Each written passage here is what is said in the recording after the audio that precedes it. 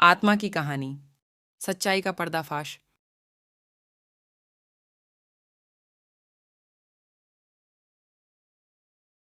एक छोटे से गांव में जो एक घने जंगल के किनारे बसा था, एक पुरानी हवेली खड़ी थी। इस हवेली के बारे में कहानियां छाई हुई थीं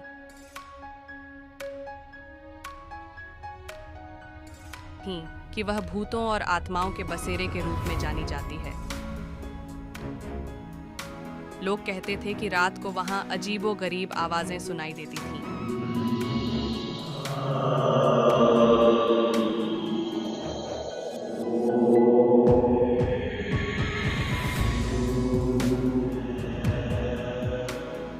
और उनकी रात्रि को नींद का स्वप्न भी भयंकर होता था।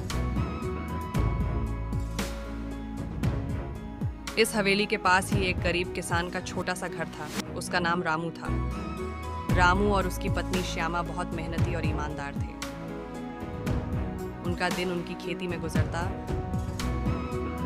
और रात को वे सुरक्षित तरीके से अपने घर में लौटते। एक रात जब बारिश के बाद जंगल की खुशबू आ रही थी,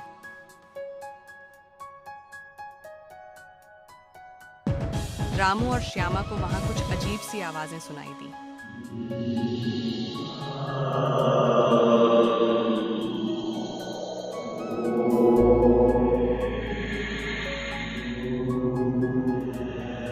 श्यामा डर के मारे थोड़ी डरी हुई लग रही थी।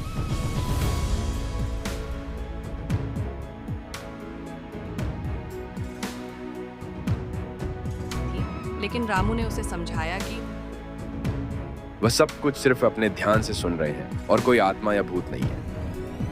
लेकिन जब रात बढ़ती गई, वे गहरे सोने के बाद एक अद्भुत सपना देखते हैं। उन्हें लगता है कि उन्होंने हवेली के एक कोने में एक व्यक्ति को देखा है जो उन्हें बुला रहा है।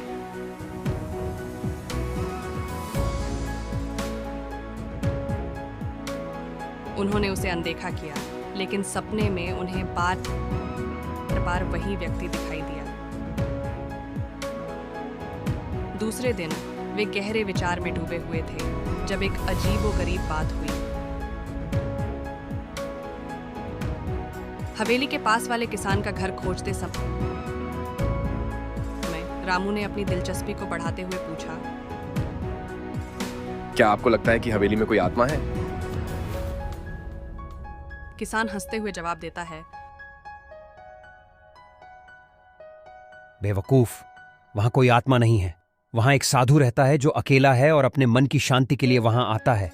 शायद तुम्हें उसकी आवाज सुनाई दी हो।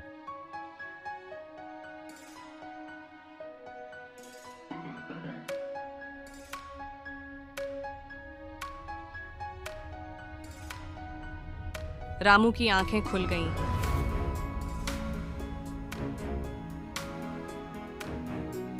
क्या वह सपना जो उन्होंने देखा था वास्तविकता में हो सकता था? क्या वह आत्मा के द्वारा बुलाया गया था?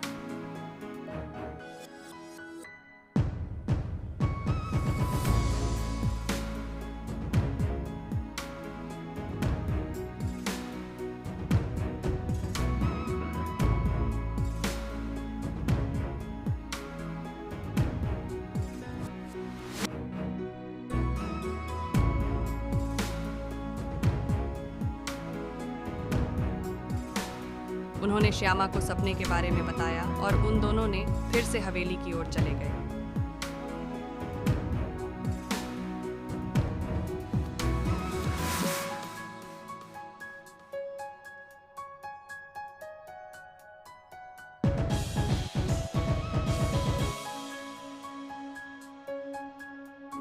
इस बार भी उन्हें वह व्यक्ति वहां दिखाई दिया जो उन्हें बुला रहा था। रामू और श्यामा ने साहस जुटाया और हवेली की ओर बढ़े, जहां उन्होंने एक बड़ी और अजीब हवेली का द्वार खुलते हुए देखा।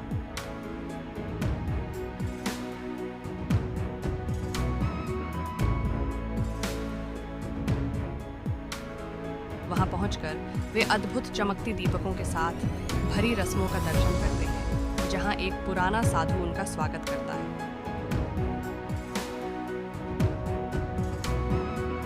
साधु ने उन्हें बताया कि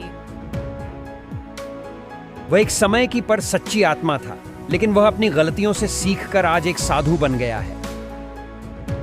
वह रामू और श्यामा को ध्यान और समझ की महत्ता के बारे में बताता है और वे दोनों अपने जीवन में सुधार करने का निर्णय लेते हैं।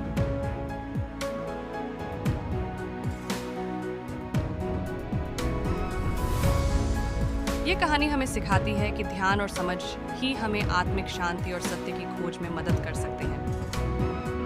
ये कहानी हमें सिखाती है कि ध्यान और समझ ही हमें आत्मिक शांति और सत्य की खोज में मदद कर सकते हैं। इसके अलावा हमें किसी चीज के बारे में निर्णय लेने से पहले उसकी पूरी सच्चाई को जानने की आवश्यकता होती है।